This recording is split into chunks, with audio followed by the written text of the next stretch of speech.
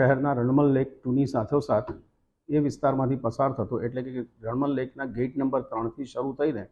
Collector office, circuit house અને કેટલીક એસપીની કચેરીઓ વગેરે અડીને પસાર થતો એક ટાઉન ડીપીનો રોડ છે, જે 18 મીટરનો ખોલવાનો છે. એની પ્રક્રિયા ચાલી રહી છે, જેના અનુસંધાને આજરોજ મેં અને એસપીએ સાથે સ્થળ વિઝિટ કરીને તાત્કાલિક આ કામ શરૂ થાય એ માટેની દિશામાં પ્રયત્નો આજે હાથ ધર્યા છે. એમાં પોલીસ ડિપાર્ટમેન્ટના 2 થી 3 બિલ્ડિંગ્સ આ વિસ્તારમાં આવે છે, એટલે એને કેવી રીતે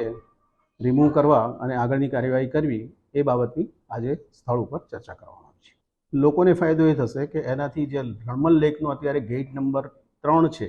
અથવા તો 2 તળાવ વચ્ચેનો જે રસ્તો છે, એ રસ્તો હાલ તો 4 લેન થશે, એઝ વેલ એઝ આ રણમલ લેકથી સીધો 7 રસ્તા સુધી પહોંચી જતો એક 18 મીટરનો ડીપી રોડ પણ તાજેતરમાં આ કાર્યક્રમ પૂરો થતાં ખુલ્લો મુકાવાથી લોકોને આ શોર્ટકટ્સ પણ મળશે અને એની આજુબાજુના જે રોડ છે એના ઉપરનું ટ્રાફિકનું ભારણ પણ હળવું થશે.